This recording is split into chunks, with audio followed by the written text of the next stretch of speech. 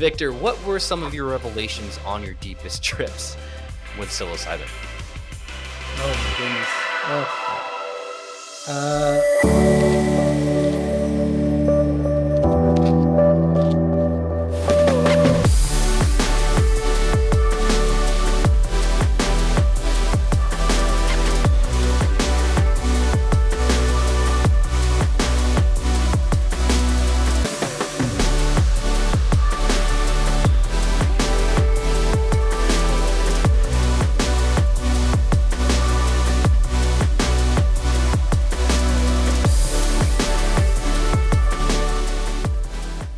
Welcome to another episode of Awaken Now What? I'm your host, Helen. And I'm your host, JR.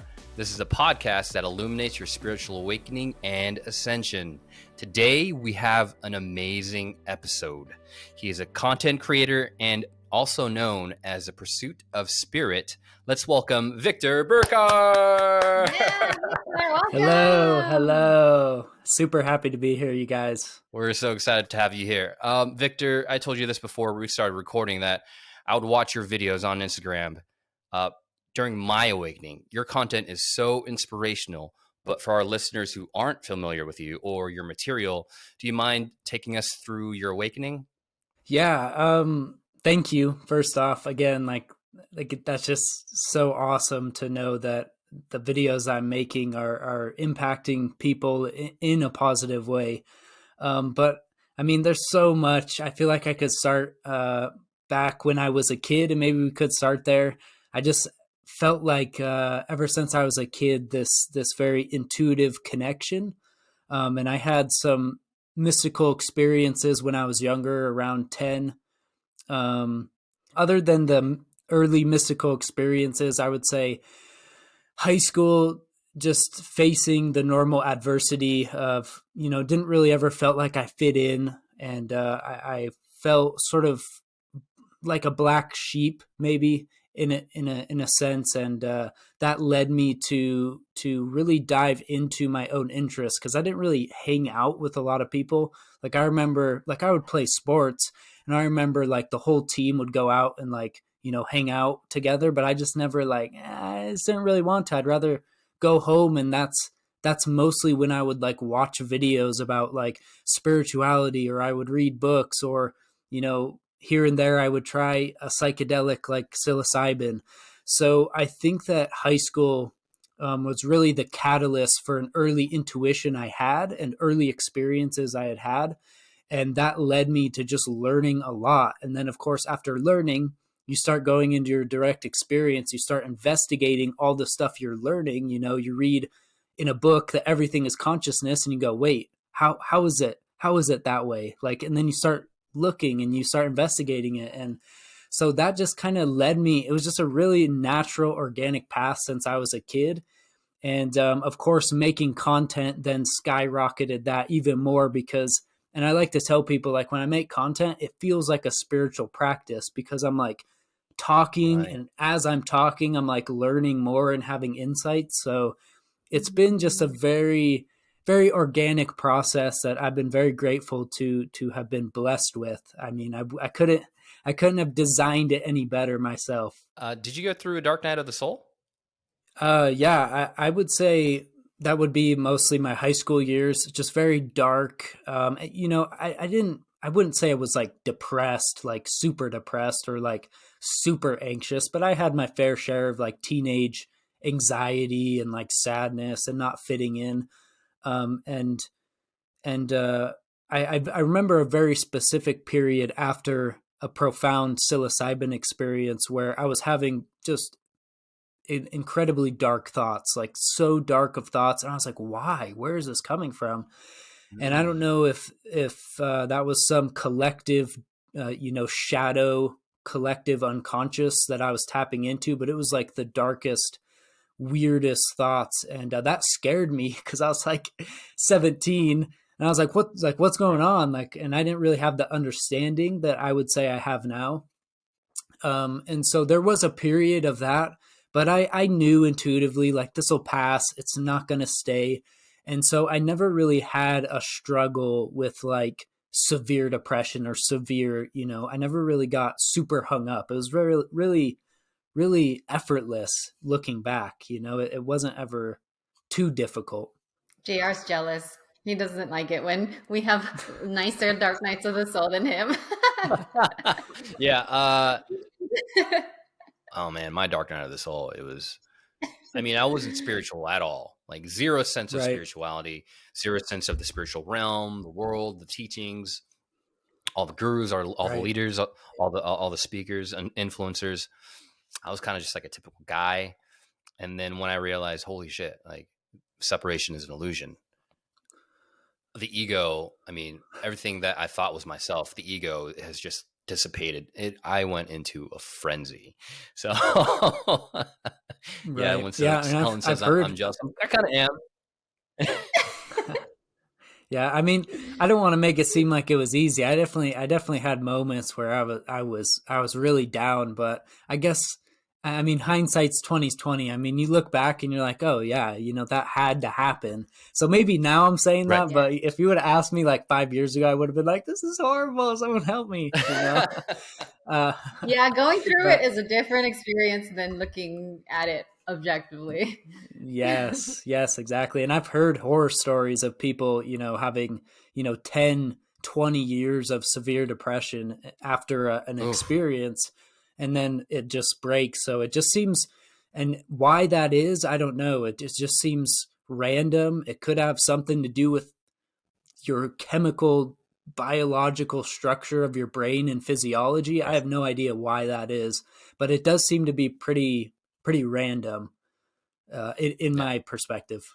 What inspired you to be the amazing content creator that you are? What was going through your mind when you first started out on that content creator journey? Well, first, thank you for your kind words. But I think that I just knew, I had been inspired by like the teachers I had watched. Like it was profound to me how Alan Watts could speak to my heart in such a beautiful way, 30, 40 years after he had died. And to just that in and of itself was incredible. And listening to Ram Dass, and there was just this power of a truly integrous, compassionate teacher that has really true intentions and isn't motivated by ego or like trying to make some pseudo spiritual identity to just make some money or whatever. And that really connected with me. And I just really saw the value in that. And when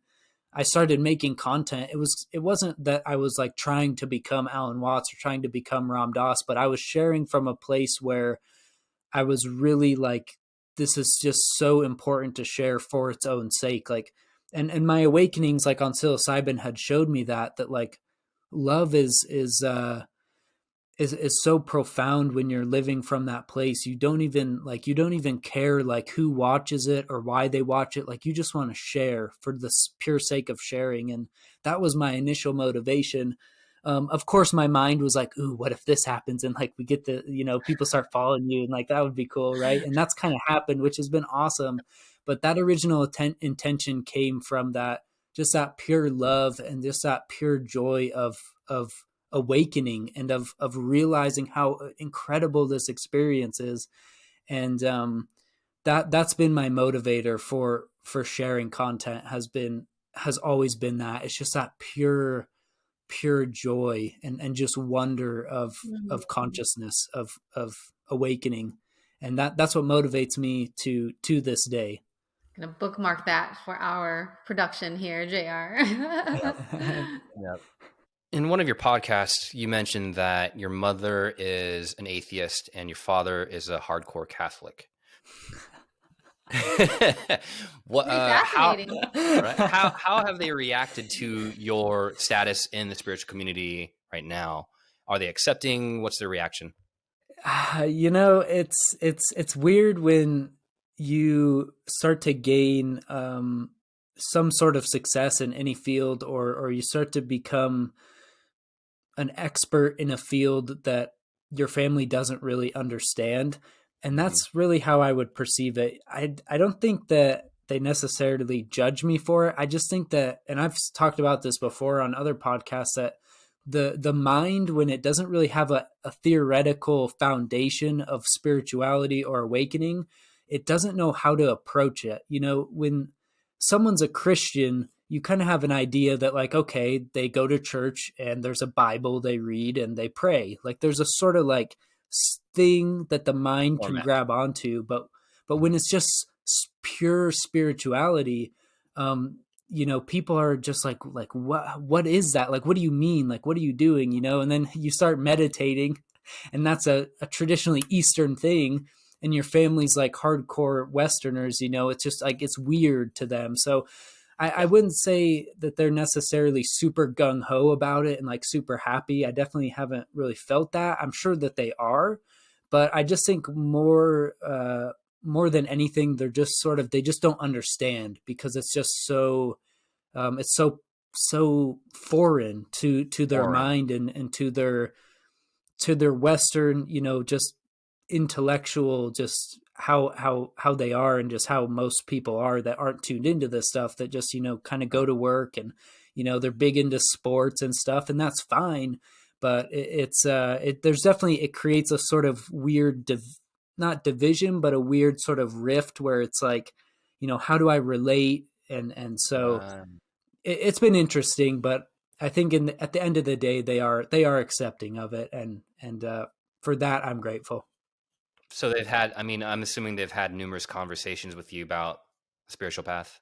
And honestly, that's the thing is to me, it's like, no, like they really haven't. Oh, and I don't know if that, wow. again, it's like just this weird, like they don't know what it is, or they like just think it's just like some new age woo woo thing where they're like, oh, you're just being a hippie, or whatever. But they haven't, even my friends have really, really very little people I actually know have actually directly like asked me about it, which is interesting. My girlfriend, which I'm super grateful for, she is a yoga teacher. So she's like has an understanding, and we talk, and that's beautiful to be able to share that with someone in, a face-to-face manner, somewhat like this. But other than her, yeah, it's really shocking, honestly, to see how little people will say anything. They don't even bring it up. It's just, yeah. So it's interesting. And that's where I think the mind just has this sort of resistance to it. 'Cause it's like, oh, don't go that way. I might lose myself if I start talking to him. I got to keep a hold of all of my attachments and all of my, how I think the world is. And if I start to go that way, it kind of knows everything could fall apart, which is, the dark night of the soul. That's usually what happens. So, right. I just think it's so crazy too, because these teachings have been around for thousands of years, thousands of years, these teachings of oneness, these teachings of non-separation, non-duality. Like you, I draw some parallels, because when I woke up, I couldn't talk to anyone about this stuff because this was so out of their wheelhouse. And then I found Helen.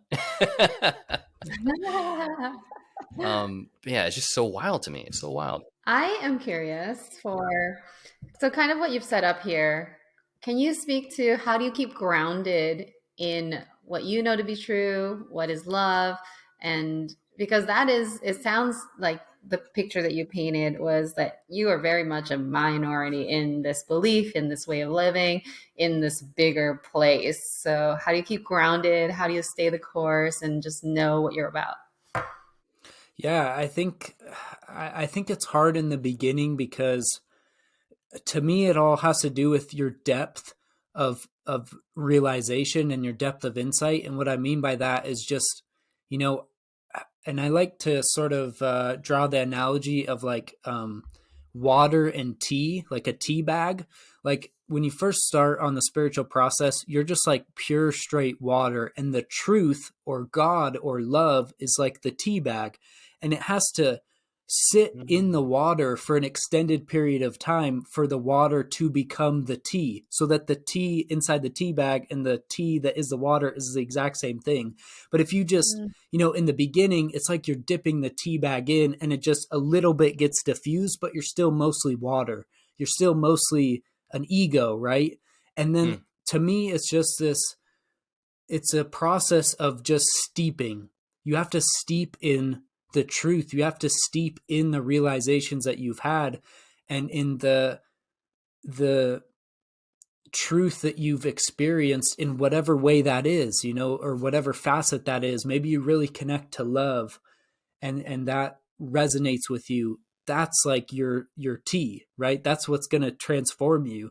Maybe you really connect with like just like the profundity of existence. That's really like what I connect with, is just how incredible this is. Like, it just blows me away that we're even here at all.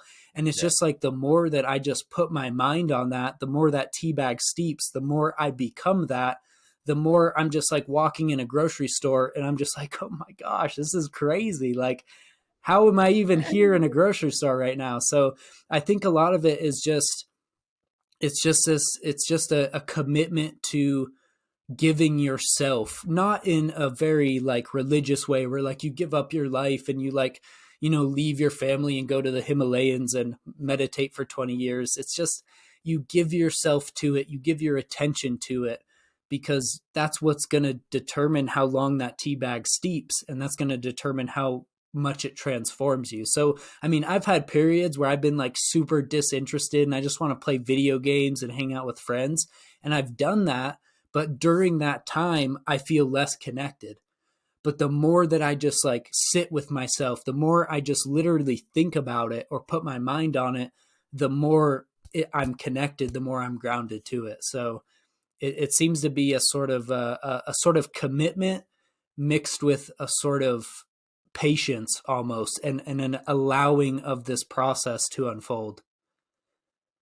Love it. Love the teabag metaphor. I know, right? That's great. Yeah. That came to me a few weeks ago. I don't know how. I was just like, wow, this is perfect. I think I was drinking tea and like making a video or something. Yeah. I was like, this is perfect. So, and that analogy is not perfect, because of course you always are it. You always are love.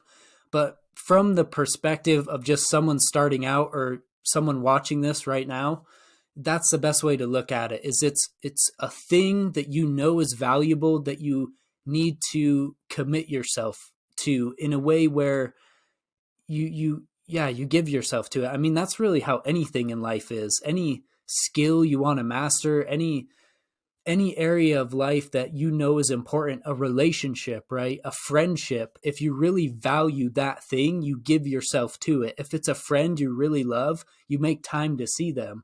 If it's, a relationship with a partner or a spouse, you make time to be with them. And I think the relationship with God, it's exactly the same.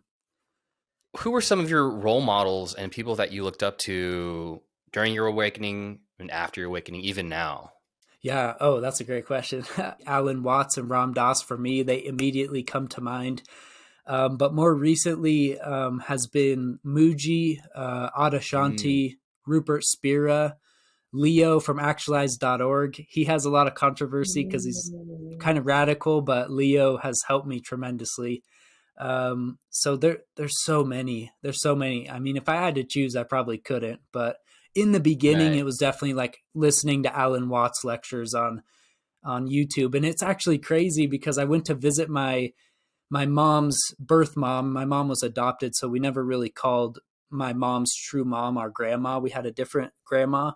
But my birth grandma, I went to visit her in Yachats, Oregon, and she had an Alan Watts book on her bookshelf. And I was like, wait, Alan Watts? And then I like saw like a few more Alan Watts books. And I was like, why do you have so many Alan Watts books? And she's like, oh, he was huge like when I was younger in like the 70s, and she was kind of like a hippie flower child. And she actually told me a story about how she met Alan Watts, like shook his hand and talked to him.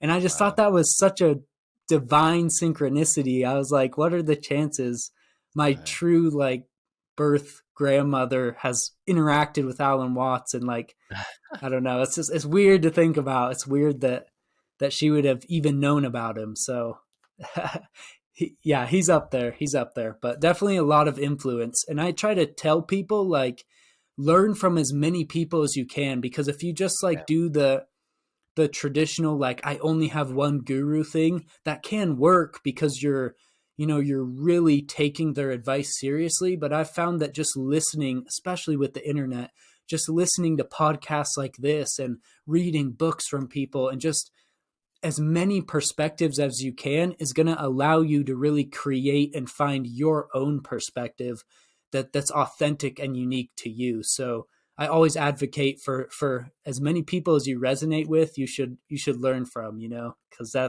it's vital. It's vital. That's kind of what I tell everyone too, is you can't really just subscribe to one person. You have to get the whole perspective. You have to get the whole view. And you might find that some spiritual teachers will say something different.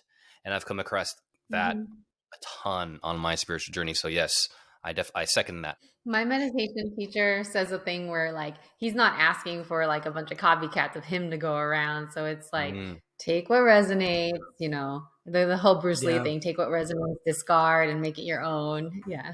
Yeah, because the mind, like what I've noticed is that just even with stuff I've shared, I've noticed that people will just I mean, we're basically monkeys and we just want to like copycat other people.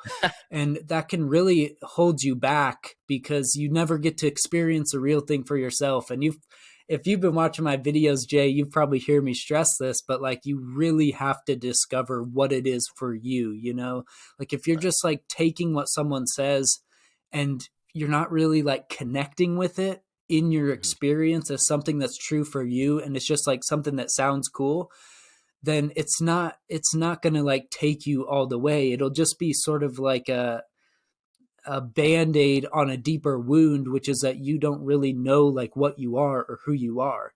And like to heal that wound, you have to go to the wound, you can't just like keep avoiding it and just like putting new stuff you hear on top of it. As beautiful as, as reading can be or watching videos can be, it can also be a very dangerous trap because then you avoid doing the actual like legit work yourself. To kind of piggyback off your healing statement, you said this in one of your podcasts. Healing is a natural byproduct of being. And I found that so profound. Healing is a natural byproduct of being. Can you expand further? Yeah. Wow, that is profound. I can't believe I said that. I said that? That's wild.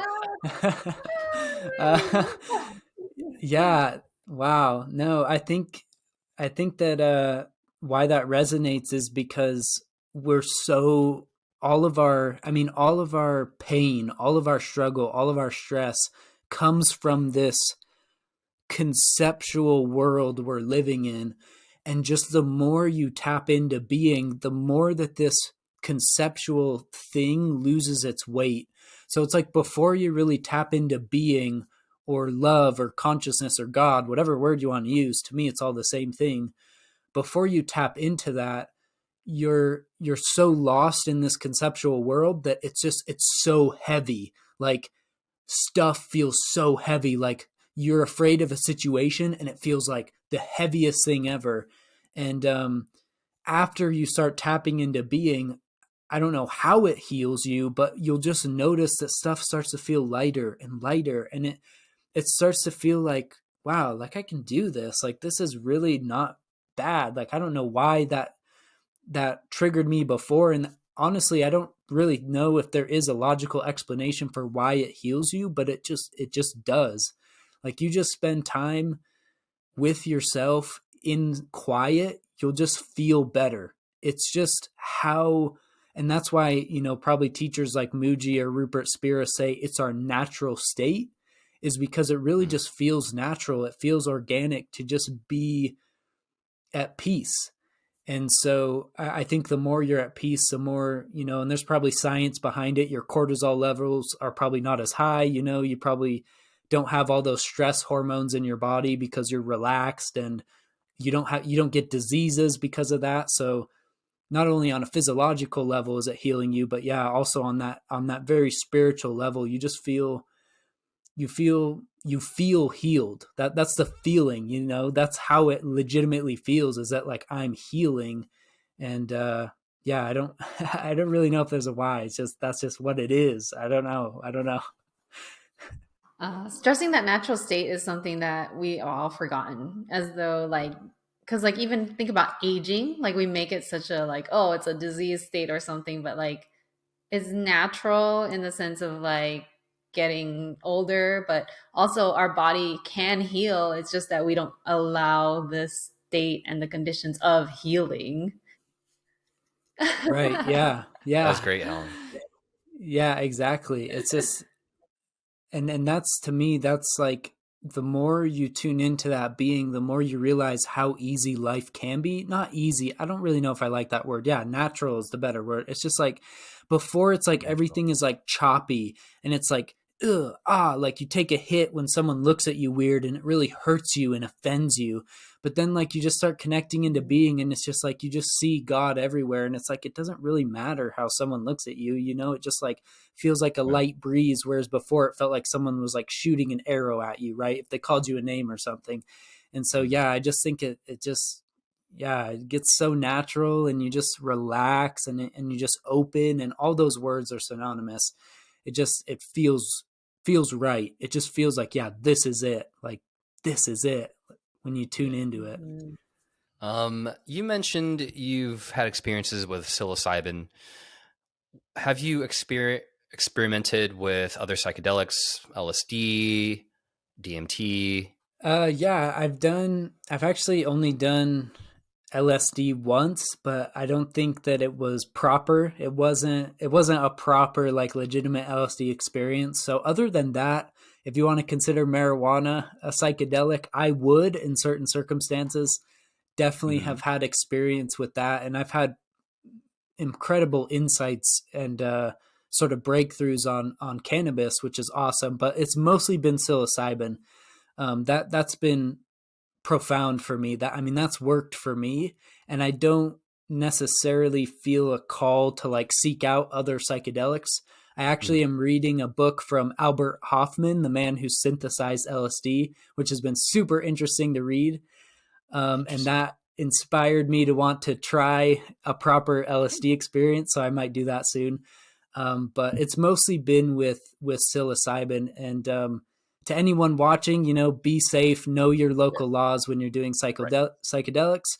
But in my opinion, if you find a psychedelic that you feel like resonates with you, and that is really showing you stuff, then there's no need to really avoid it or like try to find something else. Like, if you find something that works, to me, it works. Whatever works to raise your consciousness and heal you, then that's your path. But yeah, I would love to try like DMT and stuff too, of course. Same. Just for pure Same. experience.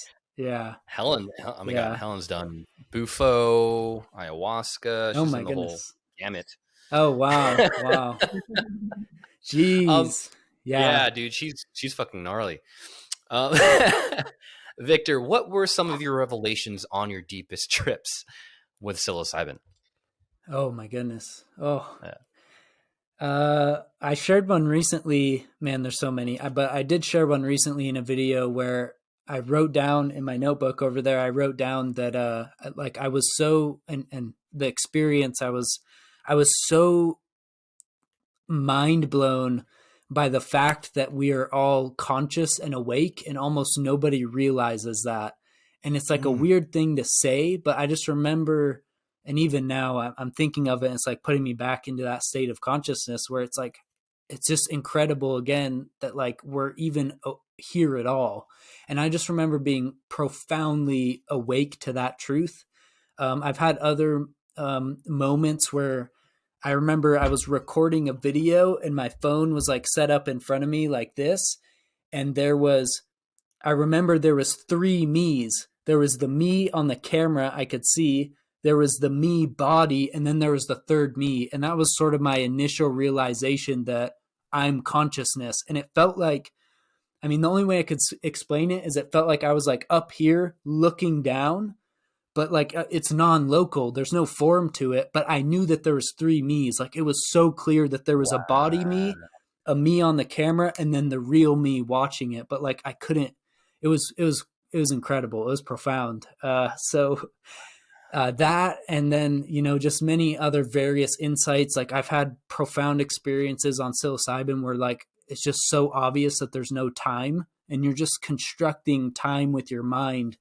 Like Right. even right now, us sitting here, we're all thinking like, okay, this podcast's going to end. And then after this podcast, I'm going to do this thing and this thing, but that's all a story. That doesn't actually exist other than the Right. thought of it right in this moment.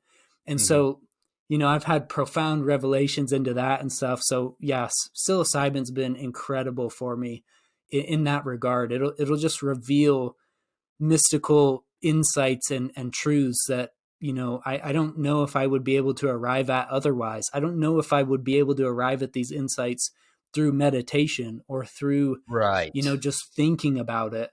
So that's where I feel like Right. psychedelics are so crucial if you use them in the proper way. Now you can definitely Right. screw it up and go off the deep end and really mess up your set and setting, but if you use them in the right way, they're really priceless when it comes to your spiritual path. Right. And these are really consciousness expanding drugs. I mean, me and Helen can both attest to it. I remember my Mm-hmm. first psilocybin journey. I was flying through the universe. I was seeing these astral and spatial sequences. I was like, why am I seeing the stars? Why am I out in the universe? I had no like Wow. awareness of spirituality at all. And so I wanted to explore that. And me and Helen are going to come to Idaho, and we're going to take a psilocybin journey with you, Victor. That's cool. Okay. Yeah. That would be awesome. The best place to do that would be in the mountains, so we could really connect with I'm nature. down. Yeah, man. I'm down. Yeah, that's interesting that I've had a weird experience with psychedelics in the sense that I don't really get a lot of visuals. Like when I take a Mm. psychedelic, it's mostly just the consciousness aspect of it. Like Mm. nothing really, Mm. I don't really get visuals. I remember one of my first trips, I saw this like sort of like ever extending grid of like cubes that like went, it was like overlaid on top of like my perceptual field, but it extended to infinity, so I could see into it. Like I could look at the close cubes, and then I could look at the ones that were like way over there, but it was all on a wall, which was Interesting. weird. So I've had weird, sort of like geometric stuff like that, but recently it's been just the consciousness where like I'll get some slight visuals, Right. but it's like it's almost all the whatever, all the life energy or all of the psilocybin juice is going towards just pure consciousness and awakening, and that's been interesting Wow. in its own right, because it's not as like, oh, look at the colors or look at the shapes. It's just like this profound sort of awakening. It just feels like I awaken every time I take a psychedelic, which is weird. You coach a lot of people on their spiritual journey. What patterns, issues that have you noticed across all of your clients? Oh man, the number one thing is just people are they're just too that's crazy that I knew instantly, but it's just people are too lost in just like their minds. They're just, it's Right. just like I just want to shake them and be like, wake up, like you're here, like and most people are just, they're just really, and it's like your mind is a maze, it's like a labyrinth, and you can just get lost in Right. your mind and never get out. And people do, they end up in psych wards, and Mhm. we call them crazy, but really it's just the extreme end of the spectrum that we're all on, which is you're Mhm. either, transcended, I don't really like that word, but you're either, have space from your mind or you're completely lost in it. That's like the spectrum. And to Mm. me, just the biggest thing with people I've coached is regardless of their problem, like it doesn't matter what the problem is that the ego has, the source is always the ego. It's always the mind that is like, oh yeah, what about this and this and this and this and this? And there's just not enough space. So I Wow. really focus in coaching calls on just, bringing them back to what's real, which is that you're here now, you're conscious, you're present, you always have been, you just don't notice that.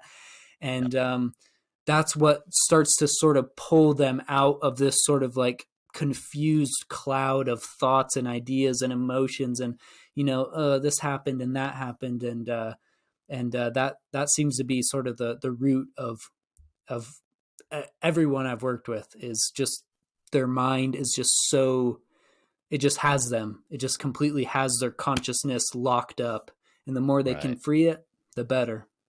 Yeah, I can definitely see how your clients gain so much value from you. Man, thank you for the work that you do. Oh, yes, of course. Thank you so much. And I've never really heard it put that way, and personally, I can say I identify with it, because it wasn't until I found yoga that it started to like untangle some. And then obviously I've been on a journey since. So yeah, no wonder meditation is often the first tool people get presented with, right? Because it creates that space.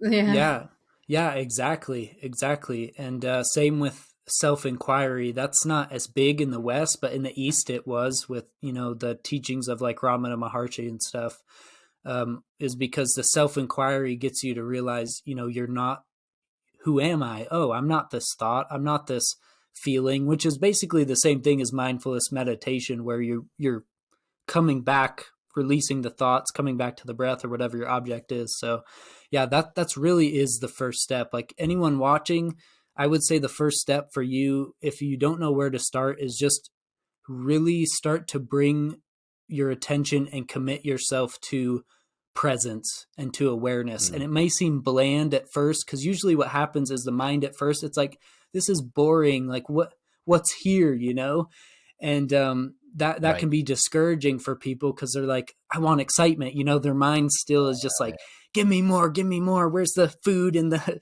the stimulation and the whatever. But all I can say is, trust the process, and the more you steep in that presence, the more it'll just completely change your life. And then there'll be a tipping point where you'll realize, you'll have an awakening or a breakthrough, and you'll be like, oh my God, this is the most valuable thing I could be doing in life. There's nothing more important than this. And that point will happen. It's just until then, your mind is going to try to pull you off track and distract you. And it's a whole thing. Yeah, it's a whole thing. Even like mainstream media, social media, it's not really conducive to a healthy mindset. Always just like new TV show here, new flashy whatever it is over here, new TikTok video. It's insane. It's insane. Yeah, and in a sense, it was easier for the monks in, or it is easier, because they're still monks, obviously, like in Japan and China and stuff, Buddhist monks. But like in a sense, it is and was easier 100, 200 years ago, because there was so much less distraction. Like the biggest obstacle spiritually, and for awakening for people nowadays is just, it's social media. It's freaking TikTok. Like even myself, like half the time I'm like, I just want to delete TikTok off my phone, because it's just something about it to me is just noisy. It just like, it traps your consciousness. It's an energy harvesting tool. Yeah, man. And so, that's like the biggest obstacle, is just combating and not letting your mind get pulled all over, because there's an endless amount of stuff that can distract you from, gossiping about some celebrity, or your friends are arguing over some stupid petty thing, or you're just lost in social media. Like all this stuff is taking you away from what's truly going to fulfill you, which is the universe, God, love, consciousness, which is only here right now. And you can't ever see it if you're like, distracted. You have to give yourself to it. And, that's huge. That's a huge like rabbit hole in and of itself. I could talk about that for a long time. It's like how gluttony has evolved, I feel, because it's like we're just consuming the content like over and over and more. So yes, focus on the consciousness and the presence instead of all of that. Yeah, absolutely. I talked to Helen yesterday about creating a TikTok, so we'll have to be very mindful. Yeah, for sure. I mean, it's great. I'm able to reach a lot of people, which is a beautiful blessing, but it's double-edged sword. Everything is a double-edged sword, and Yeah, if you're not careful, it'll just suck you in. You'll see. I'm sure it'll happen because they have it set up so that when you open the app, a video starts playing immediately. On Oh, Instagram, you can geez. open the app and it's like you have some conscious control of like where you're going. But on TikTok, yeah, it'll just and if that first Oh, video is a good video, you'll get lost in it. And I still do. So be careful. I will. We will be. We will be. Just out of curiosity, what were some of the most enlightening books that you've read after your Oh, awakening? that's a great question. I just finished Peter Ralston's book called The Book of Not Knowing. It's a big fat book. It's actually over there. It's about 600 pages. It was hard to get through, but that was just, if I could recommend one book to anyone starting off on just like consciousness and like understanding this conceptual ball of beliefs and stuff that people are lost in that isn't being, Peter Ralston's book, The Book of Not Knowing, is perfect. But also Conversations with God, the first 4 books of that series are incredibly profound. I mean, I can't even, when I was reading those books, it was God having a conversation with me. Right. That's how I experience it. And that's how you'll experience it when you read them. It's God's basically talking to you through those books, and it's profound. So those 2 have been awesome, but that's been more recently. I would say in the beginning, Eckhart Tolle's The Power of Now, of course, was huge for me because that's basically the same thing. That just showed me that like, oh, there's this thing called being that isn't like just me constantly thinking about stuff. And I actually had a sort of awakening experience when I was in high school. I was alone in this like room because I was doing like online stuff. Thankfully, nobody else was in the room, but I read this one part of the book, The Power of Now, and I just started like bawling, like tears were just flying out of my face. I couldn't control it, but something about reading that just clicked. And I think it was, he said, it was a part in the book where he said, notice in your present experience that problems don't actually exist. You're just creating them. And something about that blew me, like just blew the doors Yeah. open for me. I just started crying. I was like, oh my gosh, thank God no one was in here.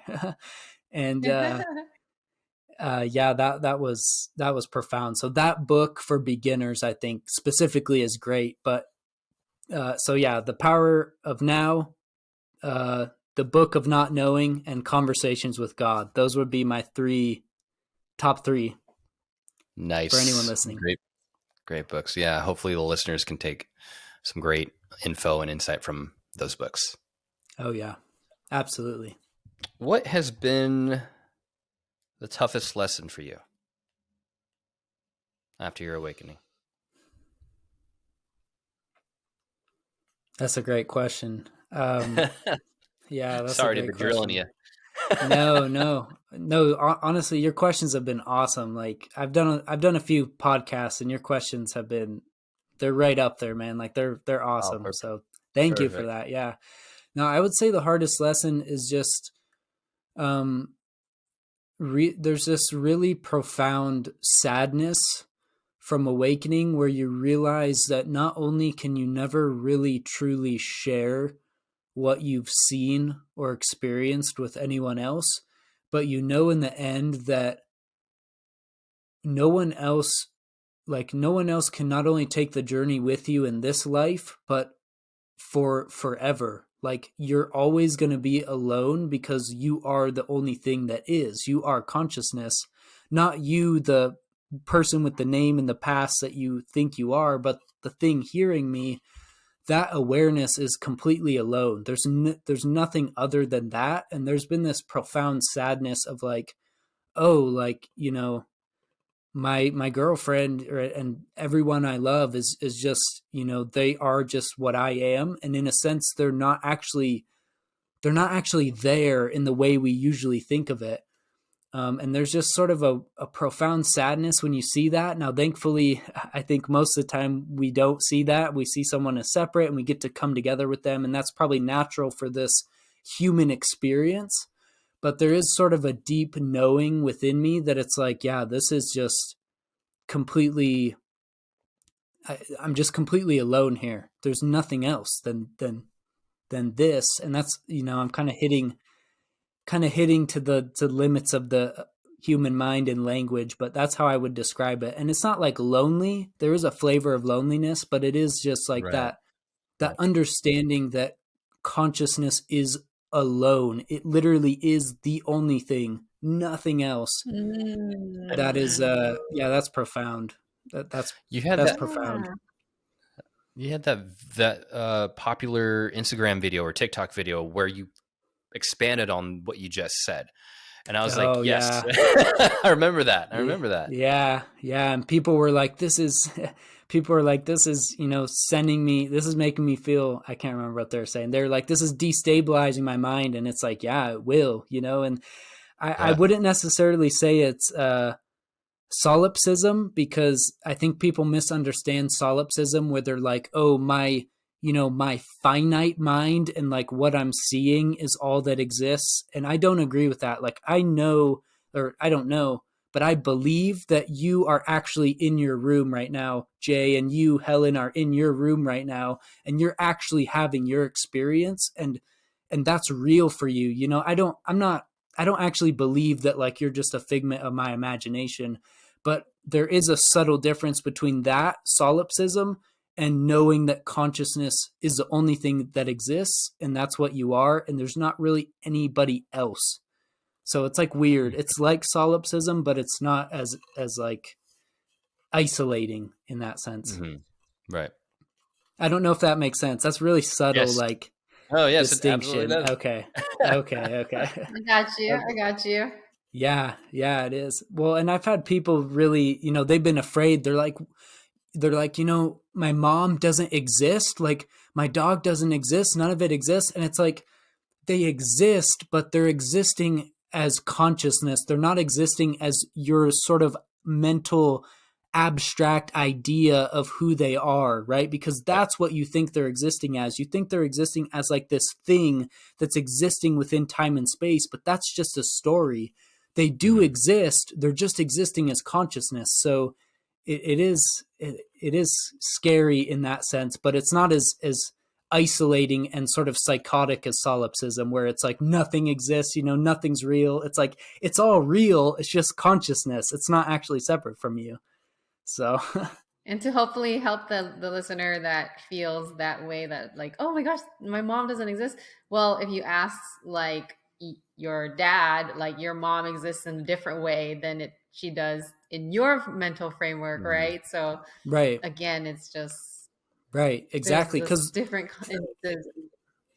Yeah, their form is actually there. Like, their body actually exists. You're not imagining that. That's there, right? That's just as real as your own body. It's just that there's no separation. It's really that separating, line that you're imagining that's not actually there. And that, that's shocking in and of itself. What a huge mind fuck, right? When you first realize this on a deep level, like on inner knowingness, right? When you first know this, truly know it for yourself, what a huge mind fuck. What a huge mind fuck. Yeah. And that's why I would say that's the hardest thing for me personally on my journey, is just like, holy shit, like, there really isn't anybody else. Like, there really isn't. Like, there actually isn't. It's literally just this. And that's completely freeing, because it's eternal and it's not going anywhere. But then there's that human side of it where you're like, damn, like, it kind of, I want to share this with someone. And that's why we're in form in the first place. Is, I wouldn't say why, but that's an aspect of being in form in the first place, is that there's an aspect of sharing and an aspect of dancing with opposites and dualities. And that's what's so beautiful about this human experience, is that polarity. But seeing that polarity is contained within a greater unity, it's a mind fuck. It's crazy. It'll make you feel the most blissful you've ever felt. It'll make you feel the saddest you've ever felt. It'll make you feel absolutely everything. Yeah. Which is the nature of consciousness. Everything. Yes. Exactly. It's all angles, all perspectives, all sides. They're all contained within this thing. And it's incredible. Man, so much wisdom, Victor. You've dropped so much spiritual wisdom over the course of this episode and throughout TikTok, Instagram. What do you do for fun? Oh, I would say, so I like to go to yoga with my girlfriend. I like to work out, lift weights. I live in Idaho, so springtime is coming up, and I like to go shed hunting, which is where you go hike the mountains and look for the antlers that have fallen off the deer and elk's head. It's like Easter egg hunting for adults. It's the coolest thing ever. You hike a mountain, you see a shed laying there, an antler, and you get so excited. To me, it's like finding an Easter egg as a kid. You're like, oh my gosh, right. It's beautiful, and get to be in nature. So I like doing stuff like that, hiking.